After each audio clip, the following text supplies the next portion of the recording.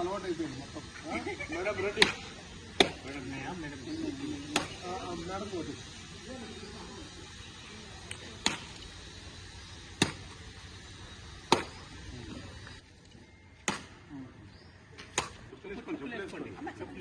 Phase 1 ఇక్కడ బోయినపల్లిలో ఉంది.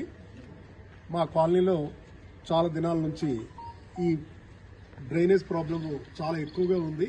దాన్ని మేము మల్లికార్జున గారికి, నర్మదా గారికి, శ్రీనివాసరెడ్డి గారికి చాలాసార్లు విన్నపించి చేసినందుకు ఈరోజు కంటోన్మెంట్ బోర్డు వాళ్ళు శాంక్షన్ చేసి ఈ పైప్ లైన్ వేయిస్తున్నందుకు చాలా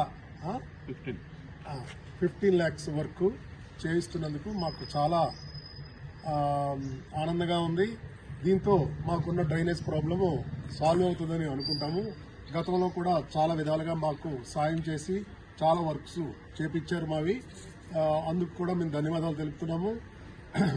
మల్లికార్జున గారికి, భానుక గారికి, శ్రీనివాసరెడ్డి గారికి, వాళ్ళ టీం అందరికీ మా తరఫున మేము ధన్యవాదాలు చెప్తూ, ఇంకా మా కాలనీ అభివృద్ధికి ఇంకా రోడ్డు కూడా అడిగాము. మేము రోడ్డు బ్లాక్ టాప్ చేయమని, దాన్ని కూడా కన్సిడర్ చేయమని మేము రిక్వెస్ట్ చేస్తున్నాము. సీఈఓ గారితో మాట్లాడి మాకు ఏ విధంగా వాళ్ళకే తెలుసు అది ఎట్లా చేయించాలన్నది వాళ్ళు చేయిస్తారని అభిప్రాయపడుతున్నాము. Thank you very much.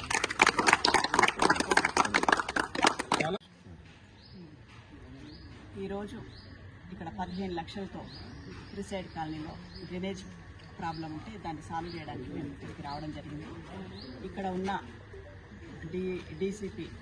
DGP చారుసింహ madam, అలాగే కాలనీ వాసులందరూ మాకు ఎన్నో సంవత్సరాల నుండి వీళ్ళందరితో సత్సంబంధాలు ఉన్నాయి. గతంలో మేము ఉన్నప్పుడు కూడా చాలా వర్కులు ఇక్కడ చేయడం జరిగింది. ఇప్పుడు కూడా ఈ ప్రాబ్లం సాల్వ్ చేస్తున్నాం. అతి తొందరలో కూడా వీళ్ళు అడిగినట్టు కాలనీ వాసులు రోడ్లు కూడా అవన్నీ మేము చేస్తామని తెలియజేస్తున్నాం. ఇక ఎమ్మెల్యే గారి విషయానికి వస్తే, ఎమ్మెల్యే గారు ఇక చాలు మీరు చేసిన 3 రోజుల ధర్నా, ఇప్పుడన్నా మనం పబ్లిక్లోకి పోదాం. ఇప్పుడు ఇక్కడ కంటోన్మెంట్లో డెవలప్మెంట్స్ లేవు, ఇది మర్జీ అయితేనే అవుతుంది అనే విషయంలో మీరు కూర్చున్నారు. అది మర్జీ అయితే డెవలప్మెంట్ అవుతుందా, లేదు అంటే ఎలక్షన్లు అయితే అవుతాయా అనేది తర్వాత విషయం.